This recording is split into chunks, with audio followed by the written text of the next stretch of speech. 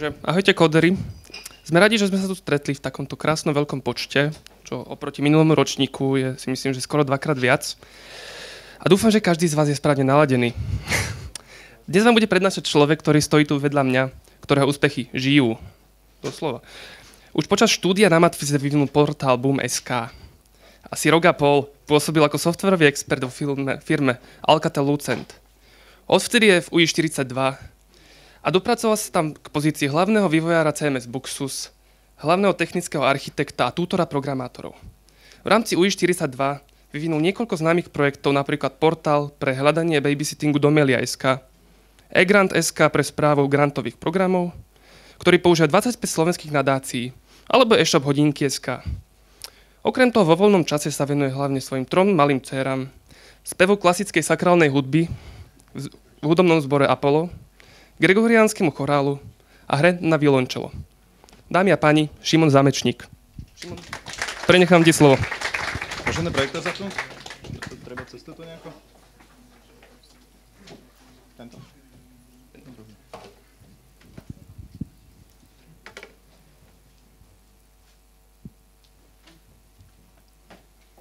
Dúfam, že to pôjde. Aha, tak počkáme, kým sa zahrajeme. Dobre, čau, ja som Šimon. Ja sa na úvod ešte spýtam, kým začneme, že dúfam, že všetci z vás poznajú JavaScript. Asi nikto z vás nie je taký, kto by ho nepoznal. Ale rád by som sa spýtal, či teda poznáte niekto modulárny JavaScript, respektíve ste s ním robili. Môžete mi povedať, kto pozná modulárny JavaScript, respektíve s ním robí? Dosť málo ľudí. Takže asi sa vás pýtať, kto pozná AMD. Nemyslím teraz výrobcu procesora grafík, ale skratku AMD. Tiež dosť málo. Node.js z vás niekto rieši? Takisto strašne málo ľudí. Takže asi ani CommonJS vám až tak veľmi nehovorí niečo. Dobre, super. Skúsime tomu nejako prispôsobiť tú prednášku. OK, ten názov je taký zaujímavý. Je to marketingový, nebojte sa. Bude to trošku nudnejšie, než to vyzerá. O čom dnes budeme hovoriť? V prvom rade teda o modulárnom JavaScripte, aby ste mali trošku predstavu, že čo to je a na čo to je a prečo je to dobré. Potom si povieme nejaké konkrétne veci o štandardoch pre moduly v JavaScripte. A nakoniec by som vám rád predstavil Require.js, čo je taká knižnica JavaScriptová práve na riešenie nahrávania týchto modulov, ktorú teda my použijeme v UI42. Snažíme sa ju čo najviac používať. A rád by som povedal, že ako ju používame a prečo ju používame, v čom nám vyhovuje. Netvrdím, že je to najlepšie úplne pre každého, ale myslím si, že pre nás je dobrá. OK. Každý z vás asi pozná ten štandardný JavaScript, taký ten obyčajný, že kde si inkludujem cez skript nejaké svoje knižnice alebo nejaké kúsky kódu a potom ho priamo používam. Ten JavaScript má taký problém, že dneska už aplikácie začínajú byť trošku zložitejšie ako kedysi. Kedysi to boli obyčajné stránky, ktoré mali možno pár riadkov JavaScriptu. Dnes sa sám JavaScript sám o sebe dosť komplikuje, respektíve vie viac nových vecí. A aj tie aplikácie už sú väčšie a vedia viac vecí robiť. Taký problém toho starého JavaScriptu je ten, že vôbec nerieši management závislostí. Necháva to viac menej na vás. Musíte si inkludnúť nejaké skripty, keď použijete nejakú knižnicu, musíte vedieť, že ona používa jQuery, tak musím inkludnúť jQuery pred ňou, inak mi to nepôjde. Takisto, keď mám nejakú vývojovú verziu, tam mám 300 000 knižníc JavaScriptových a potrebujem robiť deployovanú verziu, ktorá má len jeden jediný súbor, tak to jednak musím nejako skompilovať, dať dokopy. A dvak v tom výslednom HTML je dosť iné od toho pôvodného. V tom pôvodnom bolo 300 skriptov, v tom výslednom je len jeden. Že to je taký problém, čo musíte riešiť. A to, čo som vlastne povedal, tie závislosti sú veľmi slabo definované. Musíte vedieť, čo potrebuje čo a nahrať to v správnom poradí. Je to na vás, na developerovi. Takisto je jeden taký malý problém, ktorý sa volá, že Global Namespace Pollution. Má z vás niekto predstavu, čo to znamená? Dobre. Kývlo asi 3 hlavy. A to je taký problém, že keď používam knižnice, tak oni samozrejme v JavaScripte sa nahrávajú do globálneho namespaceu, čo je síce super, lebo všetko mám všade prístupné. Akurát to nie je úplne super, keď dve knižnice používajú tú istú premenu alebo ten istý názov. V tom momente sa mi začnú byť a musím to nejako riešiť. Takisto je tam taký trošku rozpor v organizácii projektov. Pre developerov je najlepšie, keď majú maličké súbory, ktoré nejako logicky zaobalujú to, čo potrebujú. A pre deployment je zase najlepšie mať čo najmenej súborov, aby som nemal veľa requestov, aby sa mi to rýchlo vedelo nahrávať všetko. Dobre. Samozrejme, ľudia si toto uvedomovali už dávno. Snažili sa to nejako riešiť tým, že sa JavaScript vyvíja a ľudia stále kodujú viac a viac v ňom. Tak to nejako riešili. A riešili to zhruba tak, že napríklad používali patterny pre vývoj JavaScriptu, ktoré si potom ukážeme, ktoré trošku pomáhajú, neriešia úplne všetko, ale už je to taký nejaký náznak zlepšenia svetla na konci tunela. Takisto začali používať nejaké jednoduché loadre na to, aby nemuseli písať skript priamo do HTML, tak používajú nejaké iné knižnice, ktoré toto robia za nich, respektíve nejako dynamicky dohrávajú JavaScript. Takým príkladom je napríklad Lab.js. Ak ste to nepočuli, nemusíte sa s tým nikdy trápiť. Je to len taká malá milá utilitka, ktorá nahráva JavaScripty. No a tretie riešenie, ktoré je podľa mňa také už rozumnejšie, je naozajstný vývoj modulárneho JavaScriptu alebo nejakých štandardov pre riešenie modulov v JavaScripte. Tu vidíme také dva príkladíky toho modul a literal object pattern. Dúfam, že niektorí z vás ho minimálne poznajú. Je to v podstate nejaký taký náznak alebo snahy premeniť JavaScripty do modulov, ale stále s tým, že nepoužívam žiadne sofistikované metódy ani nič. Proste využívam to, že v JavaScripte mám closures. Napríklad vľavo vidíme ten modul pattern. Vytvorím si funkciu anonymnú, ktorá mi vlastne vytvorí closure, ktoré si ja vytvorím nejaké privátne premenné a nakoniec dám return to, čo chcem vrátiť svetu, aby vedel používať. A to celé sa zase uloží do nejakej globálnej premennej. Napravo vidíme literal object pattern, to je taký chudačik malý oproti tomuto, ktorý vlastne len doslova vráti objektík s nejakými metodami a premennými, ktoré ja potom môžem používať. To už je taký náznak lepšieho kódu, pomáha nám to sprehľadniť, lebo väčšinou si každý ten modulík uložím do jedného súboru alebo nejaké knižnice a mám to vo veľa súboroch a je to také prehľadnejšie a viem sa v tom lepšie vyznať. A mierne riešia aj ten Global Namespace Pollution, lebo každý ten modulík väčšinou zaberie jednu globálnu premennú, ale nie je to také úplne ono, lebo stále môžu mať dva moduly tie isté premenné, respektíve sa môžu volať rovnako. V tom prípade máte problém. Ale hlavný problém, ktorý neriešia, je to, že neriešia závislosti. Stále musíte vedieť, že táto klípka používa jQuery a na to, aby sme mohli použiť, musíme nahrať jQuery.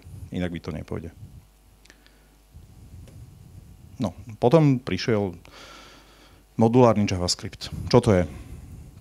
Je to stále kód rozdelený do samostatných častí modulov, čiže jedna nejaká funkčná logická časť je v jednom súbore. Ale hlavná výhoda toho modulárneho JavaScriptu, ktorá ho odlišuje od tých predošlých, je to, že každý modul má definované závislosti. Každý modul vie povedať, ktoré iné moduly potrebuje na to, aby fungoval.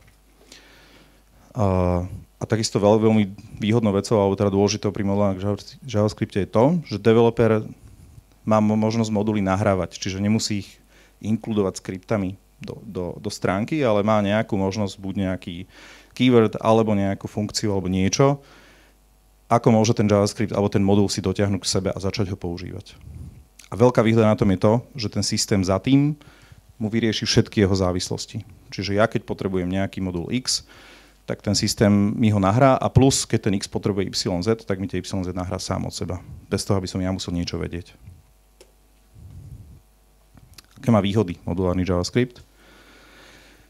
A prehľadnosť, dobre, možno to nie je úplne dobre nazvané, je to taká tá prinesenie trošku prehľadnosti do celého projektu, tým, že vy viete si projekt rozbiť na malé kúsky, na malé súbory, z ktorých každý je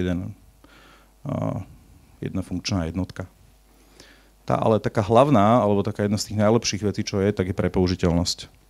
Keď urobíte modul dobre, tak máte veľkú šancu, že sa bude dať dobre prepoužiť bez toho, aby sa musel nejako veľmi riešiť.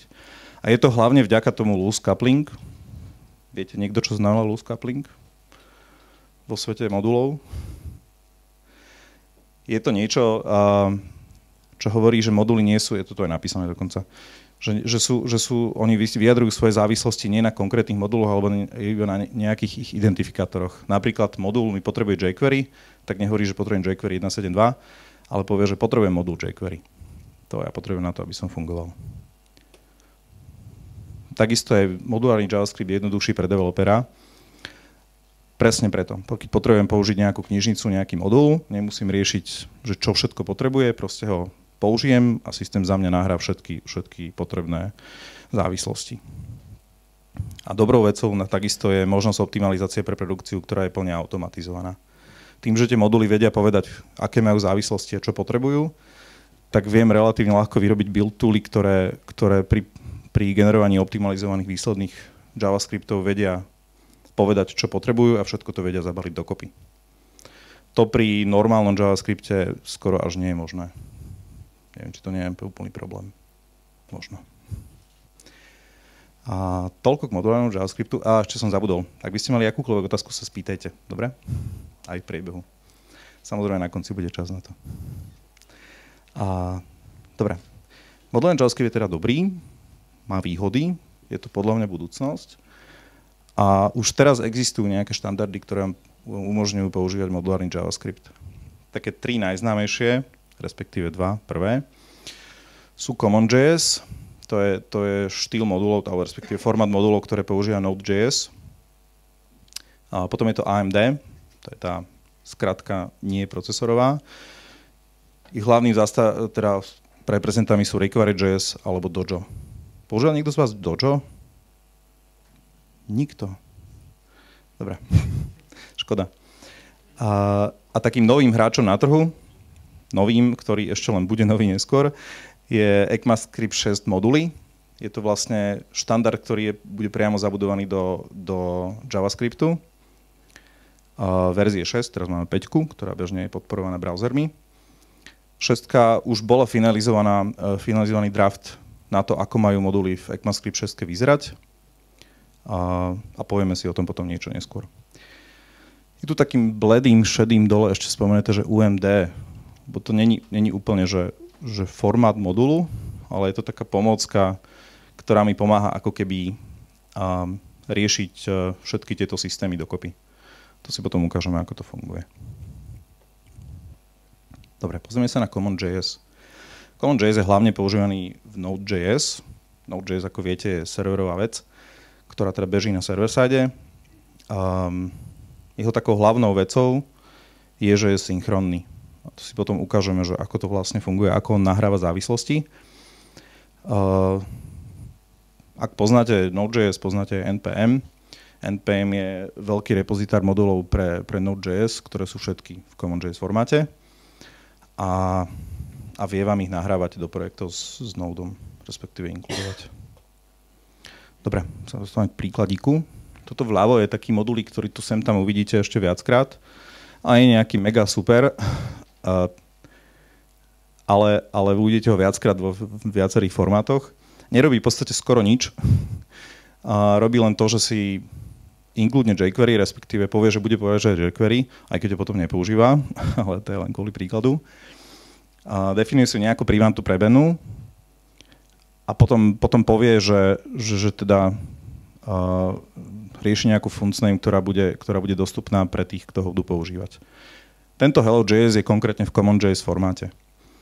Keď si všimnete, CommonJS formát je taký, že on vlastne to, čo modul exportuje alebo dovoluje používať pre druhých ľudí, pre druhé moduly alebo používateľov, je to, čo exportuje cez premenu export. Všetko, čo vložím do premenu export, ktorá je objektom, tak vidia tí, ktorí budú používať tento modul. Jeho výhodou je to, že je dosť jednoduchý. Máte si niečo, si riešite, viete, že všetko, čo tu riešite, tak je privátne pre vás. Nezasiahne to do žiadneho globálneho namespaceu, nikoho to neovplyvní. Jediné, čo vy budete návonok deklarovať, alebo váš interfejs je to, čo vy exportujete v premene exports. Čiže tento modul exportuje v podstate iba jednu funkciu funcname, ktorá nerobí nič iné, ale iba vracia message. Nič viac. Hej. Tuto vpravo vidíte, ako sa to vlastne používa. Ten, kto to chce použiť, zavolá si, že require hello, celý tento export sa mu dá do hello a následne ho môžem použiť. To je v podstate všetko, čo je pre CommonJS.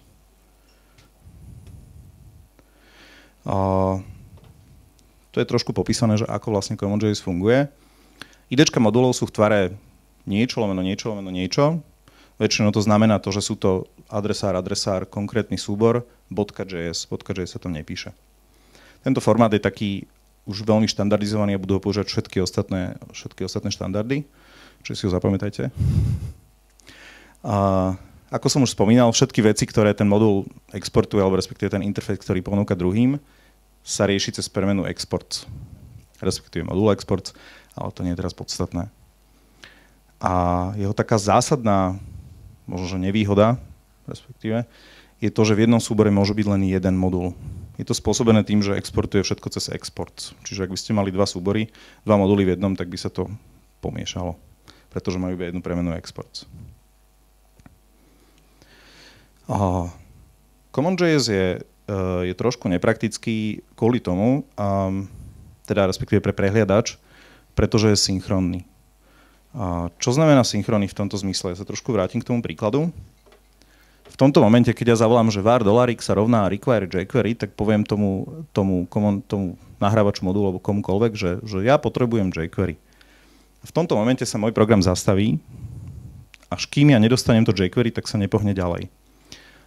Tým pádom vy, ak toto by ste chceli použiť v prehliadači, tak ako náhle zavoláte var hello sa rovná require hello, zastane to, prejde to sem, zase to nahráva jQuery, a až keď to nahrá jQuery, zbehne zvyšok a potom až keď sa nahrá hello, tak vám zbehne váš výstup.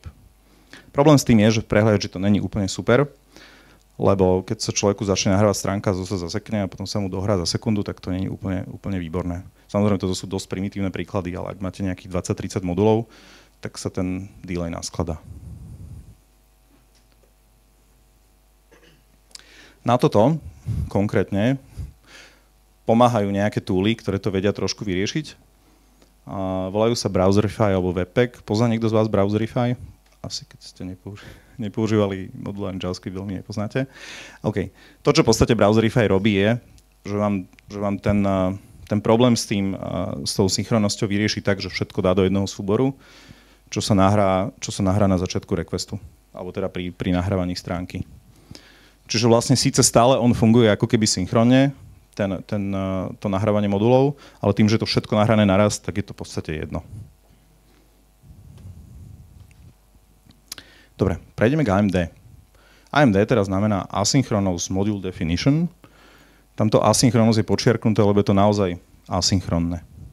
To asynchronné v tom zmysle, že tie moduly sa nenahrajú synchronne ako v CommonJS, ale nahrajú sa asynchronne. Čiže keď ja niečo potrebujem, tak tá stránka sa nezasekne. Ukážeme si neskôr. Jeho malinkou nevýhodou je to, že je trošku ukecanejší. Nie je to už iba obyčajné, že export bodka a dáte niečo.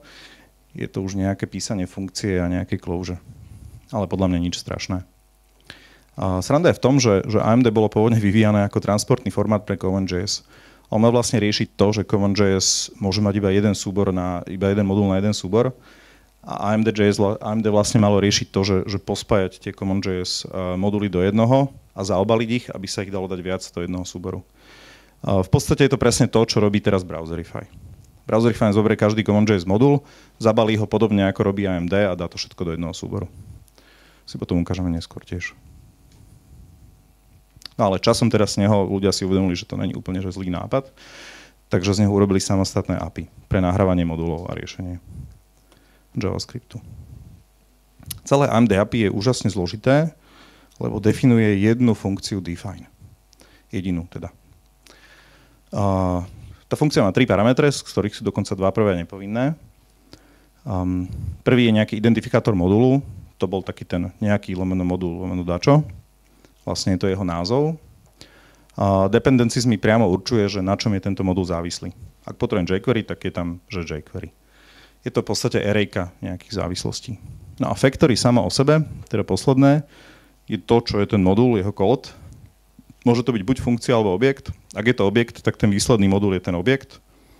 Ak je to funkcia, tak ten výsledný modul je to, čo vráti tá funkcia. V podstate. Tu je taký príkladík AMD modulu. Je to ten náš brutálne zložitý modul, ktorý sme mali v CommonJS a teraz ho máme v AMD. Vidíte, že zase každý AMD modul začína, že define. To je tá metóda, ktorá je jediná v tom API. nepoužíva svoj názov, lebo ho nepotrebuje, ale hovorí, aké má závislosti. A závislosti má také, že jQuery.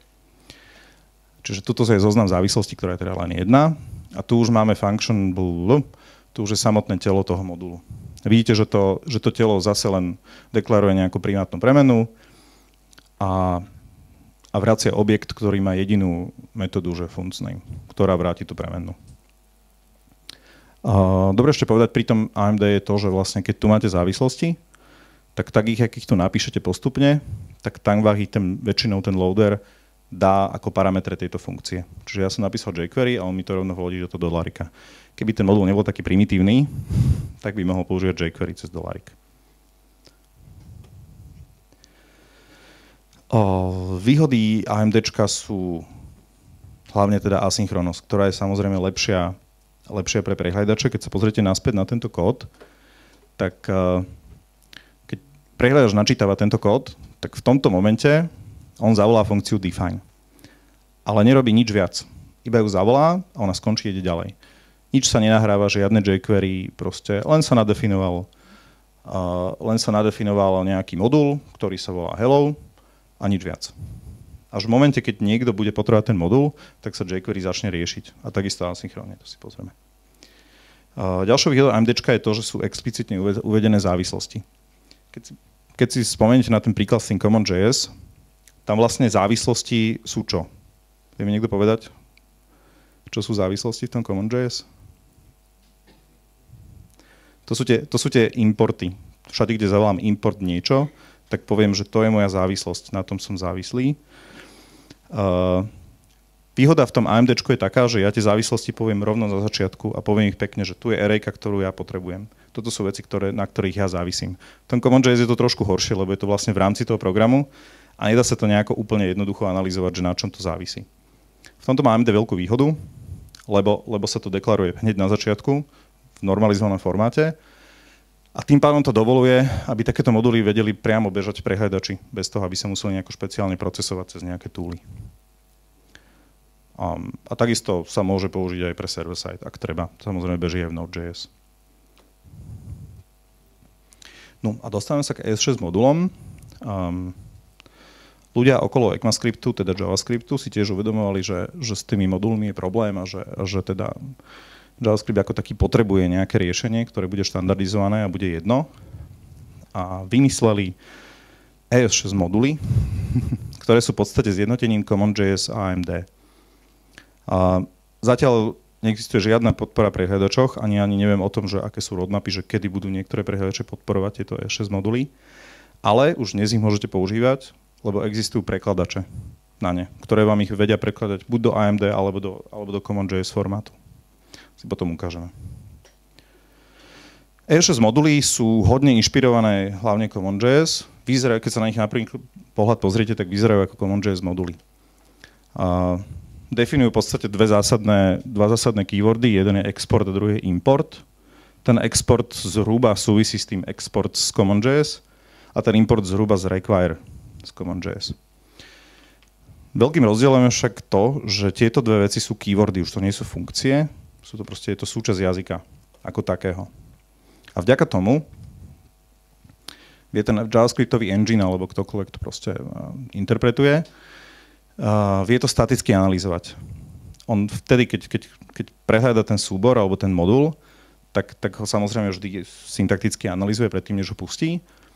A on vie to statickou analýzou zistiť, že čo vlastne ten modul potrebuje. Tým pádom on si vie zistiť to, čo ste v AMD dávali explicitne ako arrayku závislostí, tak on si to vie vyťahnuť z tej statickej analýzy. A tým pádom vie fungovať synchronne a asynchronne. To je taká jeho veľká výhoda. Takisto ešte podporuje nejaké API pre ručné nahrávanie modulov, ale to teraz nie je veľmi podstatné. No, to je príklad, zase ten obľúbený Hello.js, ale už v ECMAScript 6 module formáte. Vidíte, že na importovanie jQuery používa import. To je ten keyword. V podstate znamená, že importuj mi jQuery do dolárika. Zase má len obyčajnú privátnu premenu. A pre exportovanie používa to, že exportuj mi tento objekt, ktorý zase len má jednu funkciu funcname. A keď ho chcem použiť, tak len zase zavolám import hello from hello, čiže do hello sa mi nahraje ten modul a už ho môžem ďalej používať. Na prvý pohľad si poviete, že OK, že to vyzerá skoro úplne isto ako ten Common.js. Ale ten rozdiel za tým je veľmi veľký. A ten hlavný rozdiel je tá statická analýza. Keď máte Common.js formát, tak vlastne všetky importy, ktoré sa tam volajú require, sú v podstate len volania v jazyku. A na to, aby to niekto mohol zanalizovať, tak by to musel celé preparsovať. A nestačilo by to v podstate len preparsovať, ale bolo by treba ako keby vyhodnotiť ten význam toho. Vy si môžete require premenovať na ňufka, to je jedno. Ale stále to bude require. Načež v ES6, keď vy máte keyword import, tak je stále import a vie byť určený ešte v momente, keď sa nahrá tento súbor. Čiže v momente, keď niekto povie, že import hello from hello, tak ten JavaScriptový engine nahrá hello.js, staticky ho analyzuje a zistí, že on potrebuje jQuery. Tak nahrá jQuery a až potom pustí celú túto metódu. Čiže nepúšťajú v tomto momente, ale respektíve neinkluduje jQuery v tomto momente, na tomto riadku, ale inkluduje to ešte predtým, než tento vôbec celý súbor sa spustí ako taký. A to je tá zásadný rozdiel medzi tým ES6 a Common.js. To je tá vec, ktorá dovoluje ES6 byť asynchrónna. Toto je len príklad použitia, ako sa dajú ručne nahrávať. Je to v podstate analogia k tomu, ako teraz funguje AMD alebo Require.js. Potom možno pochopíte neskôr z príkladov. OK, malá odbočka k UMD.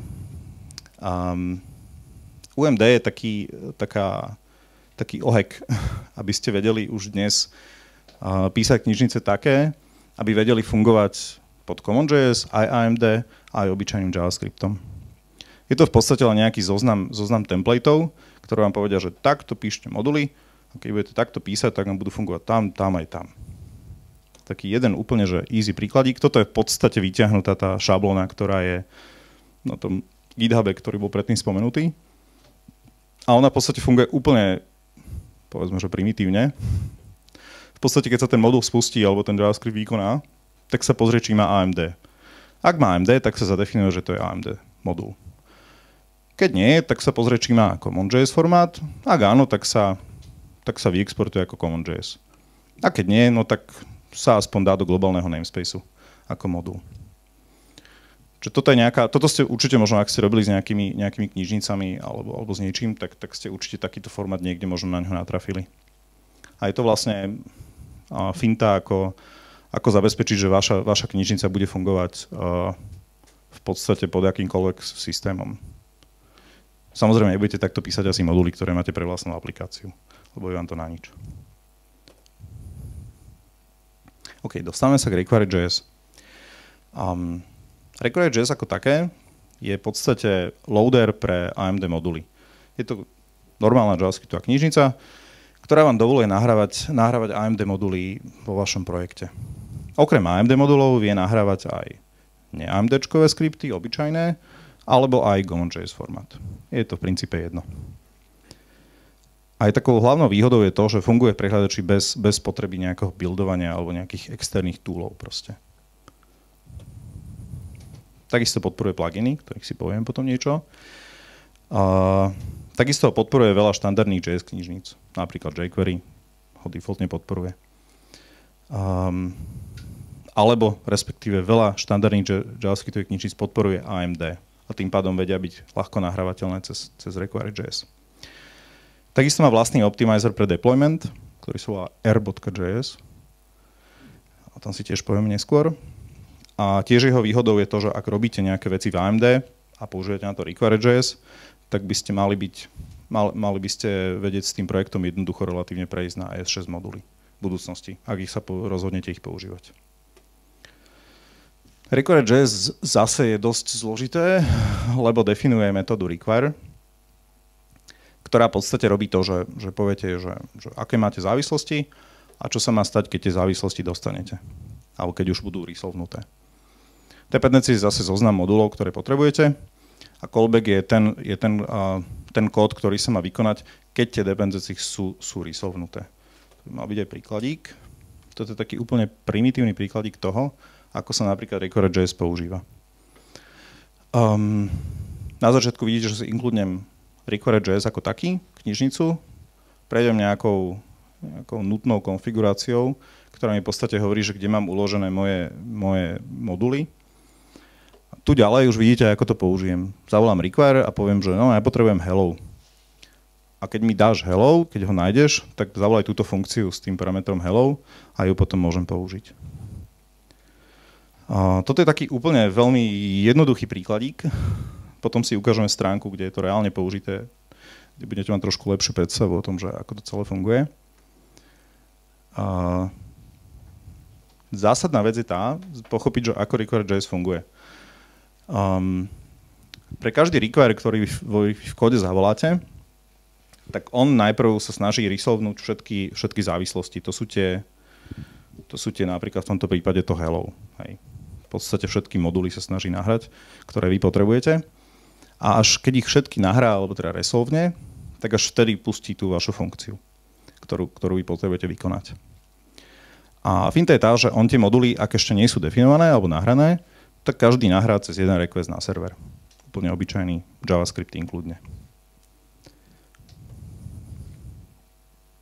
Môžeme si teraz ukázať príkladík, aby ste mali predstavu, že ako to asi funguje. Toto je nejaká stránka, nie je podstatné aká, ktorá používa Require.js. Tu mám dole výpis vlastne, že ktoré JavaScripty sa mi nahrávajú, keď je nahrajem. Čiže dáme si, že chcem homepage a teraz vidíte, že sa všetko nahralo. Nahral sa Require.js, neviem, či to vidíte to? Trošku skúsim to povedať. Tu je Require.js, nahral sa config a potom sa jeden po druhom začali nahrávať všetky moduly, ktoré tá stránka používa. Skúsim ukázať v kóde, aby ste videli, že čo to vlastne znamená. To sa dá zväčšovať, celkom milé. No a v podstate v tomto momente som inkludol Require.js. Tu mám inkludnutý config na to Require.js a tu už volám iba. Toto je Require config, ešte nejaké nastavenie a volám Require bootstrap. Require site eShop. Keď mi nahráš eShop, tak mi ho inicializuj. Require site search. Ten potom nepotrebuje nič ďalej. A require site ping. A ten, keď mi ho nahráš, tak mi pustí ping. Nie je podstatné, čo to robí. Ale tu vidíte vlastne, že ja som v kóde nemusel dávať žiadne skripty, nemusel som nič priamo vpisovať, len v podstate používam funkciu require na to, aby som inkludnul moduly, ktoré potrebujem. Ideme naspäť. Takou zásadnou vecou, ktorá teda je na Require.js možno trošku odstrašujúca, veľa ľuďom vadí, je potreba konfigurácie. Vy ten loader musíte nejako nakonfigurovať, aby vám fungoval dobre. Celý ten popis toho konfigu je na tejto adrese, ktorá je na require.js.org. Je tam relatívne veľa vecí na nastavenie. Pohode. Ale ja vám popíšem na následujúcich slajdov nejakých pár takých základných, ktoré sú podľa mňa dôležité vedieť, aby ste vedeli nejako rozumne s tým vyvíjať. Výhoda toho Require.js konfigu je ešte taká, že sa môže volať opakovane. Čiže nie je to o tom, že vy len na začiatku zavoláte config a už potom ho nemôžete meniť. Viete ho meniť normálne za behu. Respektíve pridávať. Je inkrementálny. Takou základnou a prvou vecou je paths, ktoré vám vlastne dovoluje nastaviť cesty pre rôzne moduly. A nielen cesty, vie robiť aj prefixy. Tu je taký príkladík toho konfigu, že ako vyzerá a hovorí mi, že keď chce niekto jQuery, tak nahraj tento súbor. Hej, component jQuery, dist jQuery, .js, .js sa to nemusí písať. Respektíve nesmie. Ale takisto to má napísané, že my namespace, lib my namespace. Toto samo o sebe, ako keby, hej, není modul, ale keď nahrá niekto modul, že my namespace lomeno x, tak ten Require.js ho bude nahrávať z lib lomeno my namespace lomeno x.js. Čiže tým pádom ja viem povedať, že všetky moduly z nejakého namespaceu sú pod týmto adresárom. Ďalšou takou užitočnou nastavovačkou je URL args.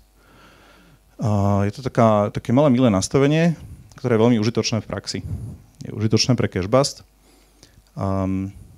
pri vývoji, vy ho viete nastaviť na nejaký parameter a v podstate to znamená, že čokoľvek budeš nahrávať, tak tam prilep toto.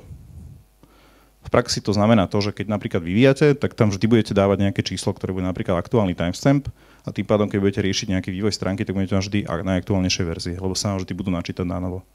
Ale keď máte deploy, tak tam už nedáte aktuálny timestamp, lebo to je veľa blbosť, ale dáte tam napríklad timestamp buildu, kedy bol vybuildovaný. A tým pádom vždy, keď zbuildujete novú verziu, no tak sa update ten timestamp a všetkým ľuďom sa automaticky nahrá nová verzia.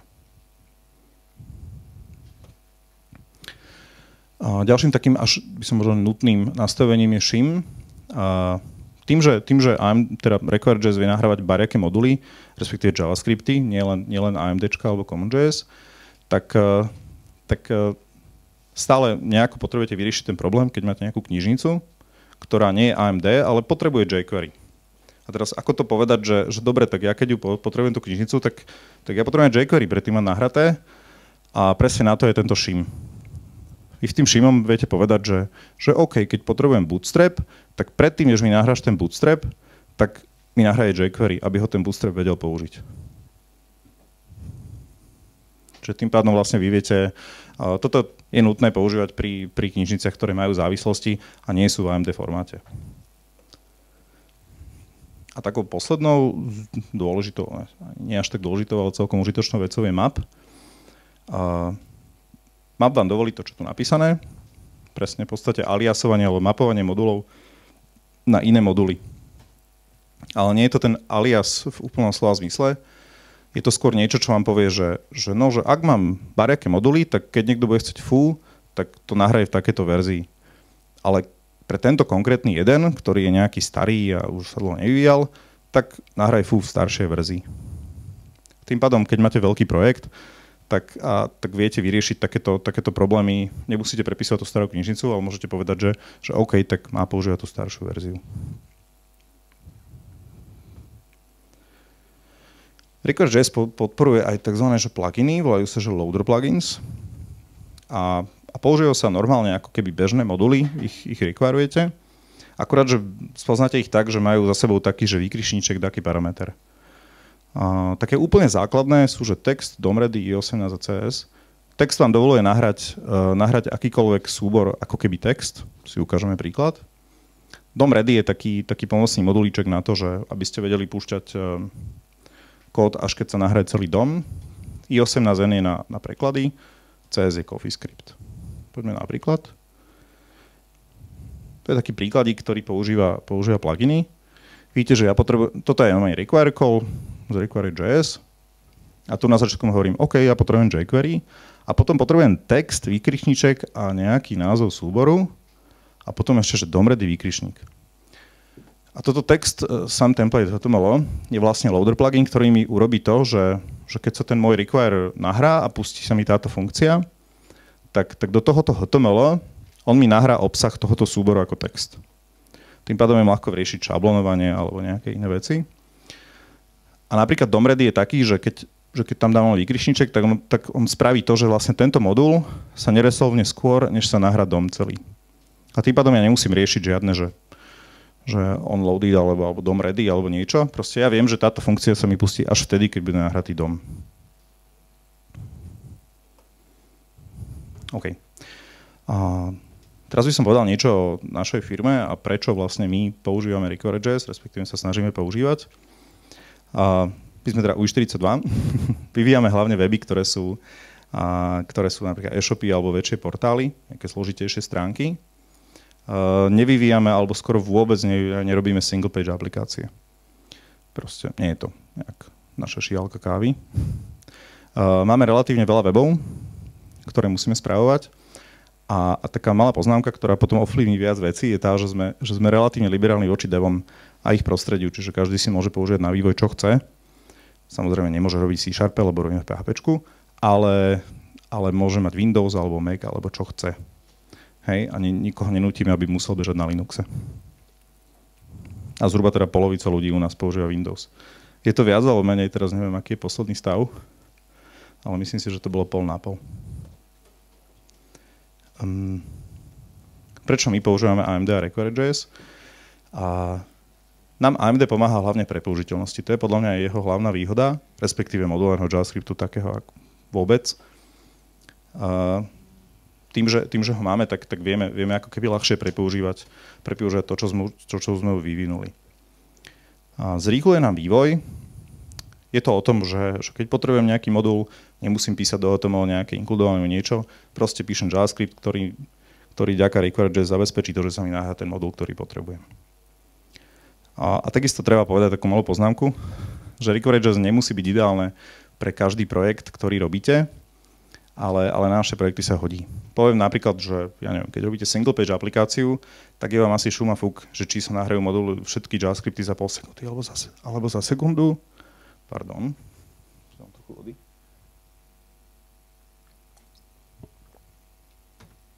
Alebo ak vyvíjate nejakú úplne že jednoduchú stránočku, tak je vám tiež jedno, proste keď je tam jeden riadok JavaScriptu, tak nebudete používať moduly alebo niečo. Ale na naše aplikácie, ktoré sú viac stránkové, ktorých máme veľa a vieme tam prepoužívať kód, tak pre nás je Require.js dobrý. Poviem trošku niečo, ako máme workflow pri vývoji webov, čo sa týka Require.js a knižníc. Na nahrávanie third-party knižníc používame Bower. Pozná niekto z vás Bower? Viac, traja. Ľudia, vy vôbec nepoznáte? Dobre. To je OK. Ale nehambite sa, akože to je OK. Nie? Dobre. Takže my používame Bower. Bower je Node.js program, ako sa volá Node.js program, je asi program, ktorý v podstate vie doťahovať balíčky s JavaScriptom. Poznáte Composer, dúfam? Aspoň niekto. OK. Tak Bower je JavaScriptový Composer v podstate. Používame konkrétne taký a tým, že je Bower v Node.js, tak má miliardu všelijakých pluginov alebo modulov sám o sebe. A my používame taký, že Bower Require.js, ktorý je taký veľmi milý v tom zmysle, že ja keď inkludnem nejakú knižnicu, teda cez ten Bower, tak on mi automaticky updatne konfigurák, že kde sa nachádza. Príklad ukážeme si hneď, toto je nepodstatné. Toto je v podstate nejaký konkrétny, veľmi zjednodušený príklad konfigu z nejakého projektu pre Require.js.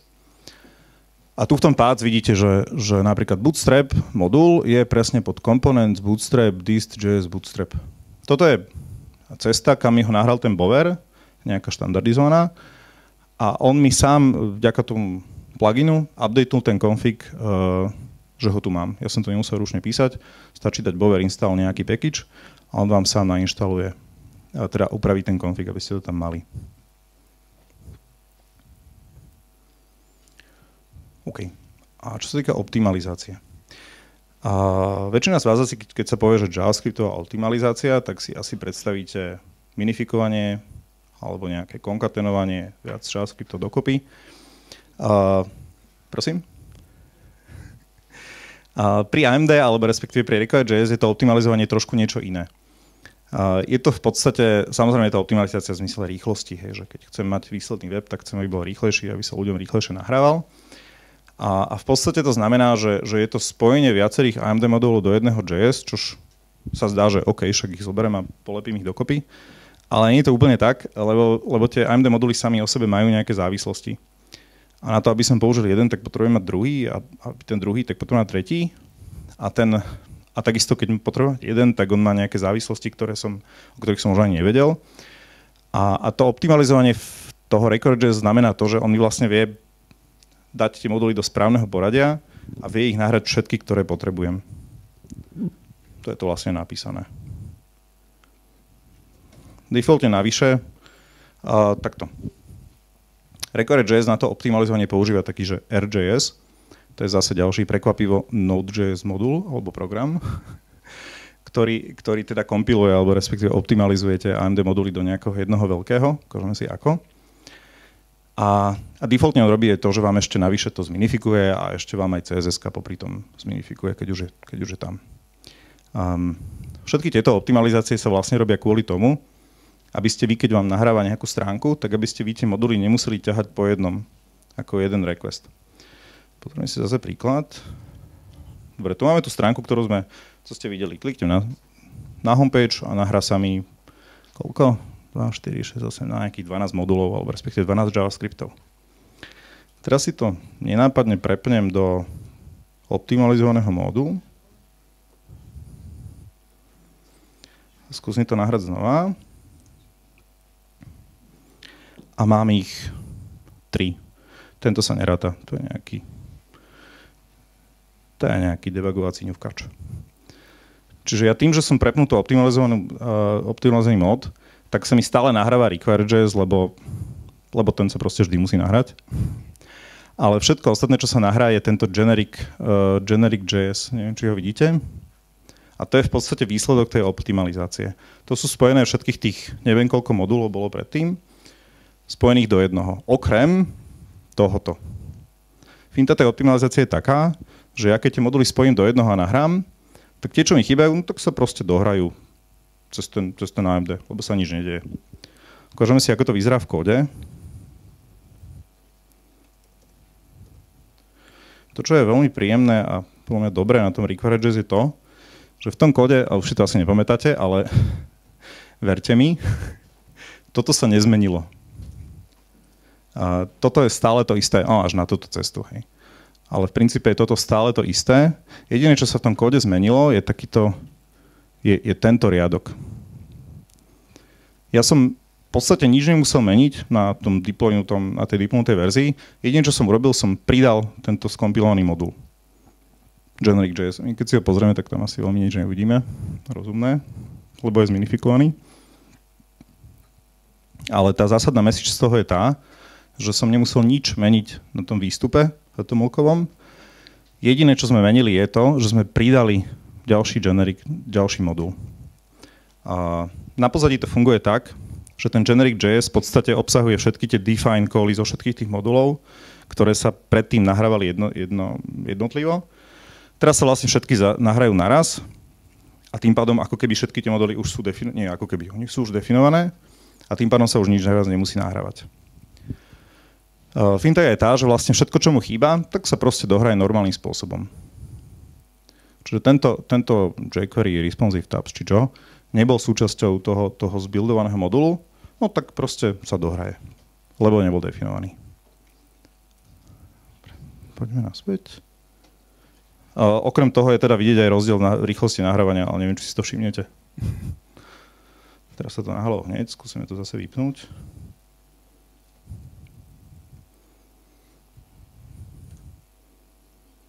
No, to vidíte, že to trošku preblikáva.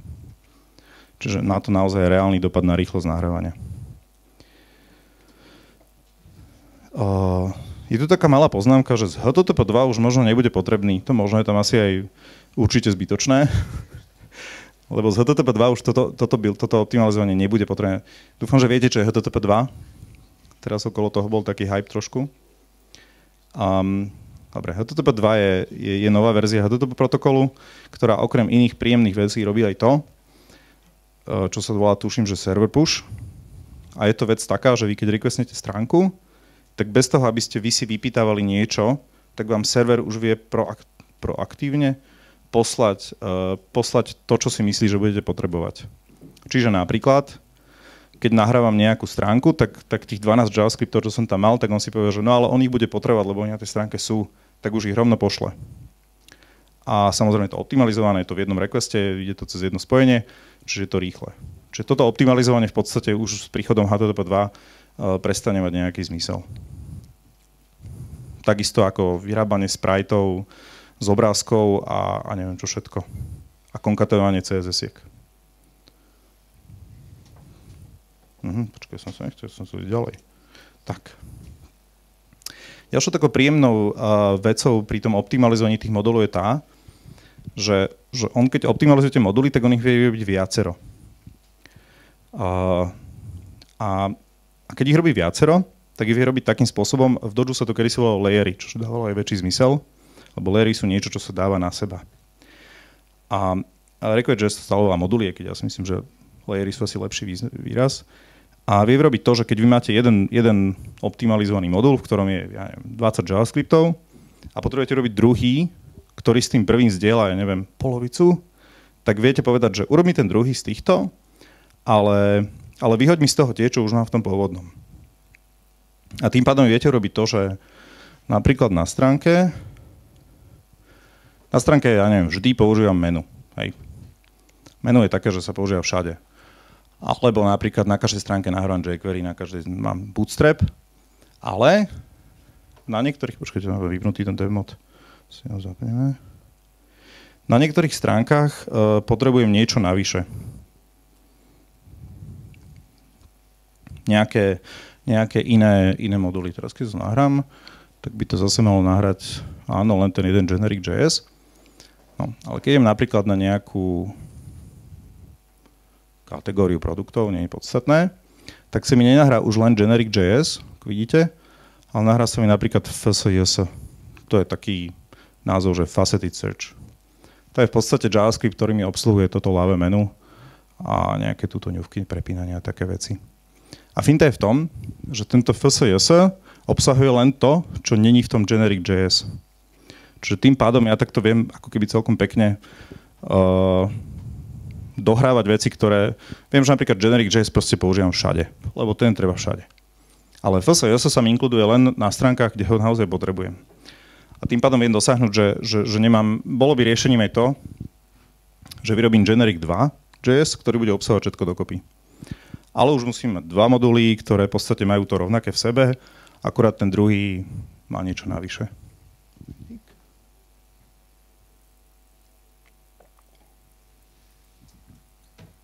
No a toto vlastne za mňa vie robiť ten optimizer, ten RJS. A takisto stále v prípade potreby, samozrejme v tých optimalizing súboroch nemusí byť všetko. Sú moduly, ktoré potrebujete iba niekedy. Konkrétny príklad je napríklad ten, že mám detail stránky, čo je toto, chrániš na bezpečnostný pás, OK. Teraz vidíte, že sa mi nahralo generic.js a product.js. To je zase nejaký optimalizovaný modul pre produktový detail. A teraz dúfam, že to bude fungovať, neskúšal som to. Kliknem na ohodnotiť a ide to. A nahrá sa mi dialog.js, blog.js a jQuery Ratey. A to znamená to, že ja som teraz urobil niečo, čo nerobí veľa ľudí. Nie každý príde a hodnotí produkt. A preto je zbytočné to ako keby inkludovať do tej stránky hneď. 99,6% ľudí nehodnotí produkty, len to je jedno. Ale keď už niekto na to klikne, tak sa proste inkludnú tie moduly, ktoré potrebujem. Čiže tu vidíte, že vlastne tá optimalizácia na to, aby sa nahrávalo všetko, čo treba hneď pri zobrazení stránky a všetko ostatné sa kľudne môže dohrať cez to AMD. Keby som chcel, tak by som aj toto mohol dať do tých optimalizing modulov, ale nebolo by to žiaden zmysel.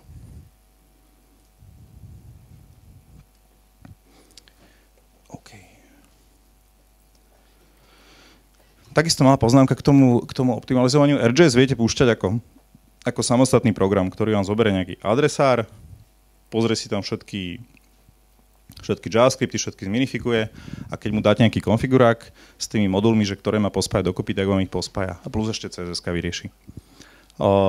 My tým, že používame Gulp, tak toto pre nás nie je úplne až také super, že nám všetko minifikuje a neviem čo rieši. My od neho potrebujeme len tú ako keby core optimalizáciu a to je spojenie tých modulov do jednoho v správnom poradí a inkludnutie všetkých potrebných závislostí.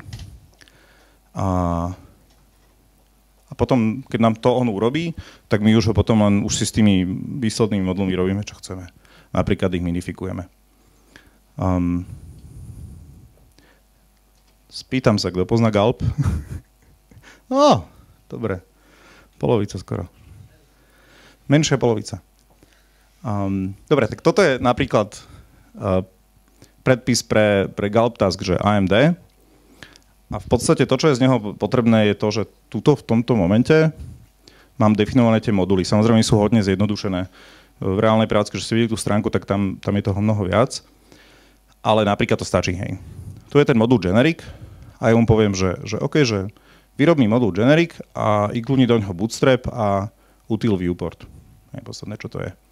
Finta je v tom, že on keď zbehne, tak mi urobí generic, v ktorom nie je len tento bootstrap a util viewport, ale je tam napríklad aj jQuery. Lebo bootstrap potrebuje jQuery. Čiže toto on urobí za mňa a všetko to tam inkludne. A potom tu mám ďalší modul, ktorý sa volá, že product. A ten má zase niečo navyše, ale poviem mu, že dobre, ale nedávaj mi tam to, čo už je v tom generiku. A tým pádom on mi vyrobí tú verziu, ktorá má všetko potrebné, okrem toho, čo je v generiku. Lebo to si nahrá pred ním. Sám. Potom sú tu nejaké ďalšie veci, ktoré hovoria tomu RJS, že to vlastne nemá minifikovať a všetko možné. Lebo si to už potom ďalej robíme sami. Tu len taká odbočka, že vlastne ako to my používame, to už to, čo som hovoril, že vlastne my máme nejaký helper, ktorému v kóde vždy povieme, že napríklad na každej stránke mi requirní ten generic.js, ten skompilovaný modul, ale on robí v podstate to, že sa zistí, že či je v produkčnom alebo v dev mode, a ak je v dev mode, tak ho tam proste nedá. A tým pádom sa mi všetky moduly nahrajú vždy. Ale keď je to produkcia, tak ho tam proste prilepí. No a takisto ich vieme layerovať. Nie je podstatné. OK, problémy, s ktorými by sme sa my konkrétne stretli u nás. Ten koncept AMD je dosť jednoduchý. Má to iba jednu metódu, define, potažmo require, keď zoberte require.js. Ale aj napriek tomu to ľudia neúplne dobre chápu a je to možno asi tým, že je to asynchronné. Neviem. To dodnes pochopiť, prečo to ľudia nepochopili. Ale je to reálny problém. Chvíľku to ľuďom trvá stráviť, že je niečo asynchronné a že vlastne sa to nezavolá vtedy, keď ja to zavolám, ale zavolá sa to, tá moja funkcia, ktorú som vložil, tak sa zavolá až vtedy, keď sa všetko ostatné dotiahne. Ľudia majú silný zvyk používať globálne premenné, lebo to vždy stále všetci používali, asi to aj všetci stále niekde používame, napríklad jQuery, hej. Proste napíšem $, dačo a fičím. No ale v require.js to nefunguje. Keď chcem jQuery, musím napísať require, potrebujem jQuery a potom funkciu, v ktorej niečo urobím. To je presne to zabudanie na require. Trošku záľudné na tom je to, čo sa nám reálne stáva, že Gabo? že keď ale je to trošku záľudné, lebo tam, keď nahrávate moduly všetky pri vývoji, tak tam je reálne dosť dlhý čas, kým sa nahrajú. Zracam hlas. Dobre. Dobre, potom len je taký, že vlastne, keď to máte vo vývojovej verzii, čiže nie je optimalizované, tak proste vám to funguje. Keď nedáte require, dáte $, dačo, fičí to všetko v poriadku. Ale zrazu to dáte na live, je to optimalizované a už to nejde. A je to kvôli tomu, že keď je to optimalizované, tak sa to nahráva o mnoho rýchlejšie a ten váš kód zbehne skôr, ako sa jQuery vôbec nahralo. jQuery má ešte takú fintu, ktorá nie je úplne dobrá, že vlastne keď ho používate v AMD, tak ono sa stále registruje ako globálny $. Je to kvôli tomu, aby sa to ľahšie používalo, ale reálne to vie robiť problémy pri vývoji. Momentík. Nemá niekto borovičku?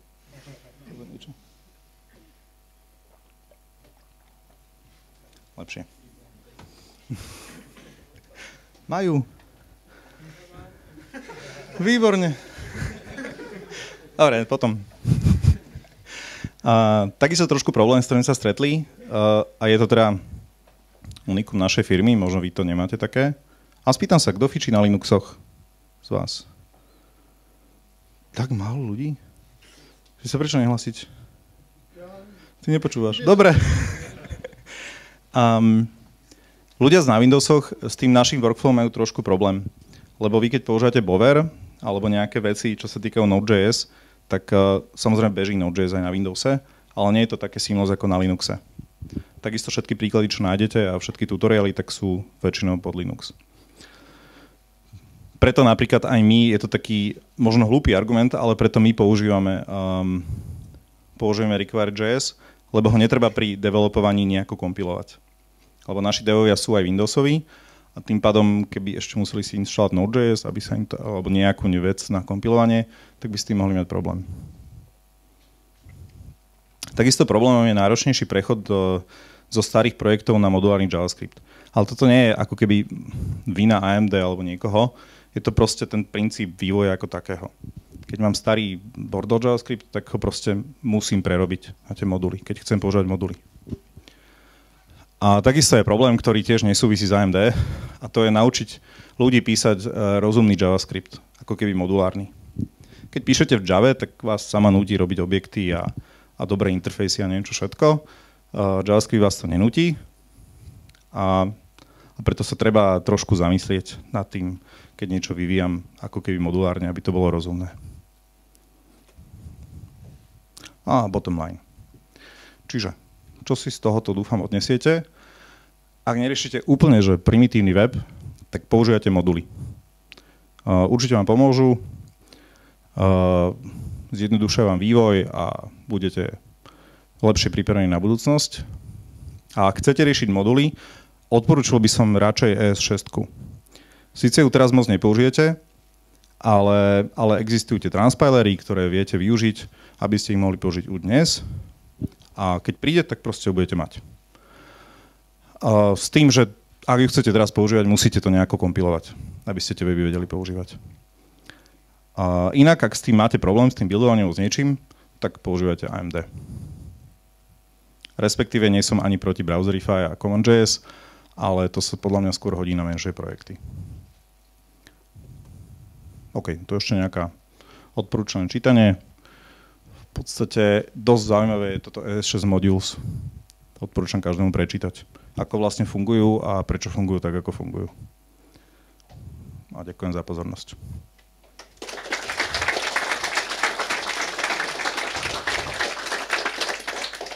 Otázky, prosím. No?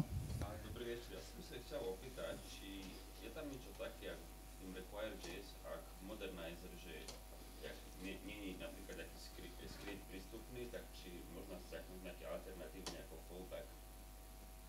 Áno. Viete, že teraz si úplne... otázka bola, že či viete robiť nejaké fallbacky na skripty, ktoré nie sú dostupné. Existuje, keď si pozriete tú Require.js stránku, vy v tom, jak som spomínal ten pád, tú config premennú, tak vy viete dať viacero položiek. Viete dať, že dvojbodka nie je string, ale array. A je to napríklad presne na to použité, že skúsite to stiahnuť z CDN-ka, ak to failne, tak sa nahrá nejaká lokálna verzia. OK? Prosím. Mohli by sme sa vrátiť k tomu Galp tasku? Len ma nemučte, nie som Galp guru. Skúsim to nájsť momentík. Kde to bylo? Tady. Tam je v tom druhom. Počkajte, ne. Momentík. Stačí? Áno, skúsim to tak. No, tam je v tom druhom. Definovali sme modul generic a potom sme ten generic z toho produktu exclude. Ako v tom momente vie, čo je v tom generic, že je tam ten bootstrap a util viewport? Áno, otázka bola, že ako vie ten RJS, predpokladám, ako vie povedať, že čo má vlastne exclude z toho modulu, hej, že čo je vlastne v generiku. No, Generic sa ešte len bude generovať. jasné. Finta je taká, že tu hore je také, že main config file. A ten RJS, keď to nahráva, keď to teda kompiluje, tak on keby normálne si nahrá ten váš konfigurát, ktorý používate na live, alebo teda na webe, a tým pádom on vie zanalizovať a on sa aj reálne pozerá do tých modulov, keď to vytvára. Čiže on ich reálne pozerá, analyzuje, pozerá si config a on vie povedať v tomto momente, keď vyrába produkt, on si vie pozrieť, že čo má v generiku a vie to resolvenúť. A neviem, či vám to stačí, alebo že som to povedal nejak úplne. Dobre. Čo on vlastne ako keby v momente kompilácie to je v podstate to isté, čo vám beží v stránke.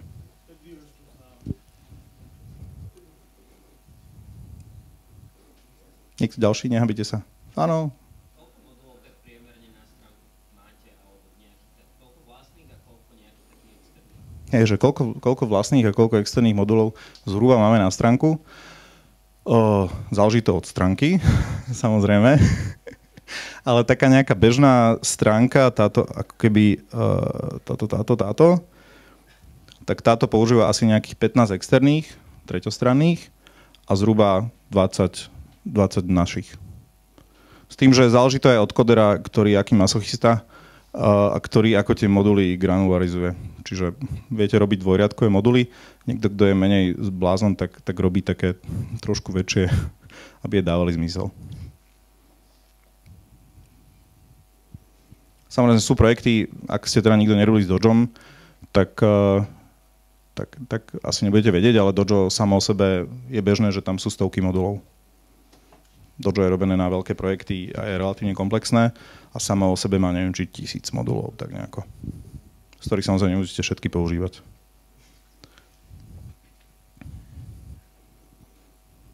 Haló, nehambíte sa, no?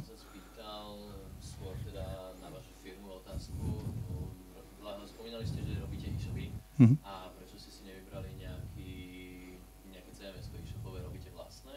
Jasné. Otázka bola, že prečo sme si nevybrali nejaké e-shopové CMS-ko. Máme vlastné. Máme Buxus. Počul niekto slovo Buxus? Nie je tu kvetinku? Vzadu. OK, je to naše CMS-ko, ktoré robíme už 15 rokov skoro. A robíme na ňom v podstate väčšinu webov našich, ktoré máme. Motivovalo nás to, že sa nám v ňom dobre robí a vieme v ňom vyrábať weby ako keby rýchlejšie ako v iných. To je zase na ďalšiu prednášku asi, aby sme to vysvetlili, ale v podstate tá základná vec je taká, že keď máte nejakú vyrobenú vec, nejaký, ja neviem, PrestaShop alebo Magento, neviem čo, tak máte to a nejako to ohýbate.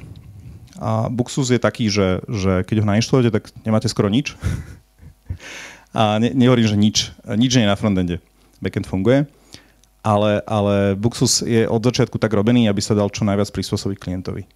Čiže u nás v podstate väčšinou to nie je také, že zoberiem nejaký plugin, ja neviem, do niečoho, ako keby na Joomla, hej, a potom ho nejako upravujete, ale my to väčšinou vyvíjame presne na klienta. Ale hovorím, je to trošku zložitejšia vec, ktorú by sme si museli povedať. Ale to je Matej Krupa, náš majiteľ, no.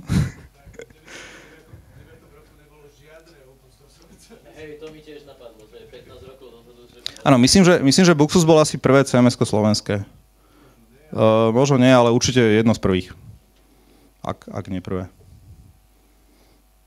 A beží nám na ňom hodne webov, rádovo stovky. Otázky?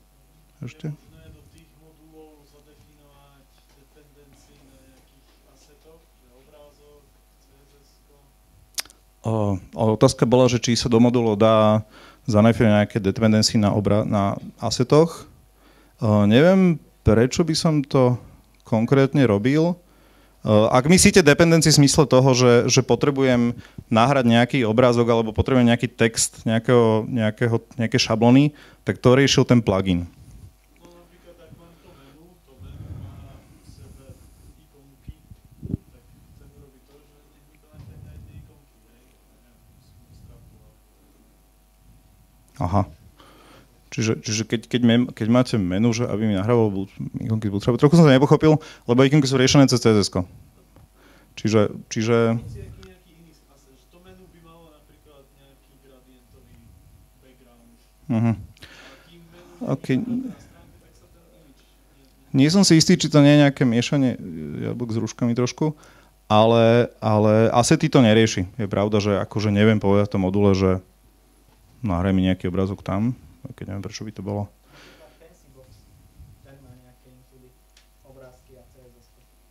Áno, napríklad FancyBox má nejaké, už viem si, čo myslíte. V podstate toto je na režii developera, aby si to CSS-ko inkludnul, keď ho potrebuje, a tým pádom si inkludne si obrázky v rámci CSS-ka. Určite sú na to nejaké build tooly, ktoré toto vedia zautomatizovať. Že keď tú knižnicu použijete, napríklad cez Bower, tak sa tie asety niekde skompilujú k vám. V princípe sa dá úplne riešiť primitívne, že sa proste unblock zoberie všetko a spojí sa to, aj keď to asi nebude úplne ideálne.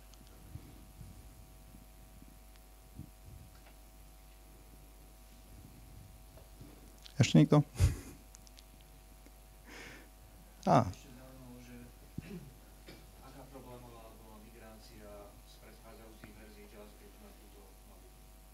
Áno, že otázka bola, že aká... Áno. Otázka bola, že ako problémové bol ten prechod z toho starého JavaScriptu na nový. V podstate to zase záleží od... Teraz neriešim Buxus ako CMS ako také. U nás v podstate weby, ako keby každý konkrétny web má nejaké svoje JavaScripty, ktoré používa a niečo rieši. My sme to dovtedy naozaj málo prepoužívali, alebo respektíve minimálne. Čiže každý web sa musel riešiť skoro sám o sebe. Ten prepis podľa mňa záleží, alebo teda tá migrácia záleží hlavne od toho, jak je napísaná tá aplikácia. No ak je niečo v modul patterne, tak je to skoro, že až úplne easy. Lebo v podstate každý ten modul je jeden modul, v princípe ho len zaobalíte do toho define a je to jednoduché. Ak máte niečo normálne, že globálne funkcie, ktoré sa niekde v onclicku volajú, tak samozrejme s tým už je trošku problém. To už musíte refaktorovať kód a nejako to riešiť. Tam sa nám osvedčila taký ten prístup, že onclick vlastne vždy bindovať a nepísať rovno do kódu javascriptový kód, do HTML. To bude asi aj nejaký úplne že basic rule na to, ako nepísať škaredý kód. A je to vlastne to, že nepíšete, že a teraz href či onclick sa rovná nejaký kód, ale väčšinou tam dáte, buď to naviažete na klasu alebo na nejaký data atribút a potom ten modul, keď sa nahrá, tak on si sám nabinduje tie eventy, ktoré potrebuje. Napríklad klik na ten element. Ale hovorím, to bude asi nejaký aj taký dobrý kóderský prístup, si myslím. Môže byť? Ťažko sa to trošku odhaduje, tie prechody, lebo môže to byť rádovo. Sme radi, keď to klient zaplatí. Niekedy nás to donúti to urobiť vo vlastnej réžii. Samozrejme, keď robíme, väčšinou sa snažíme, keď to klient nechce zaplatiť, lebo veľa klientov to nechce platiť, lebo prečo by mali platiť niečo, čo bude vyzerať takisto ako predtým a bude to robiť to isté, čo predtým, ale bude to lepšie. Ale oni to nevidia.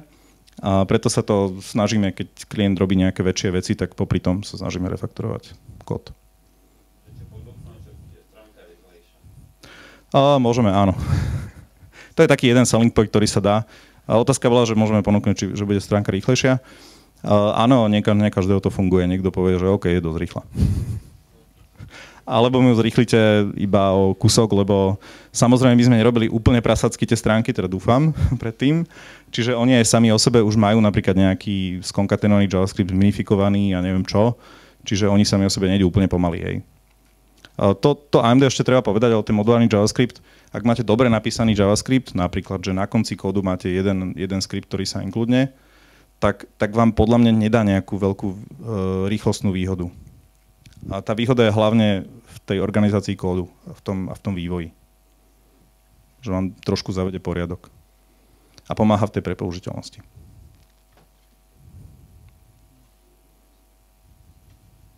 OK, prosím.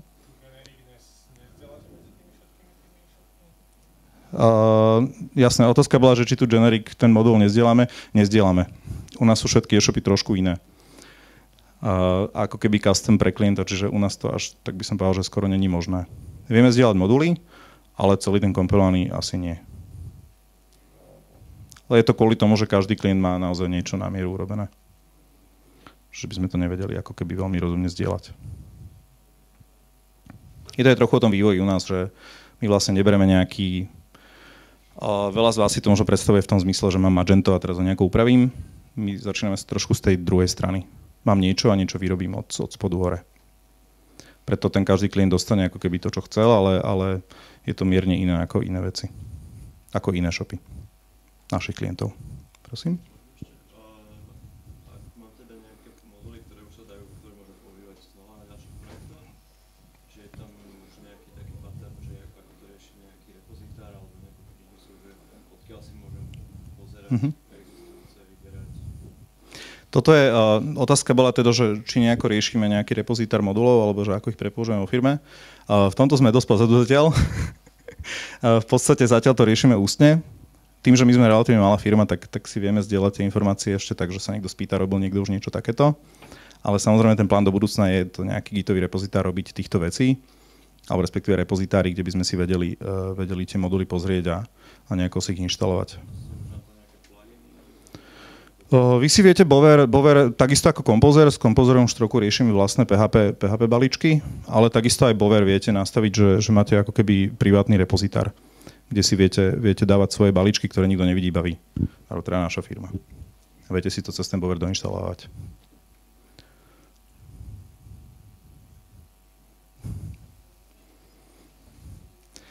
Dobre, ak už nemáte otázky, či ešte niekto? Tak ďakujem za pozornosť. A dajte si asi odkreslenie. Díky.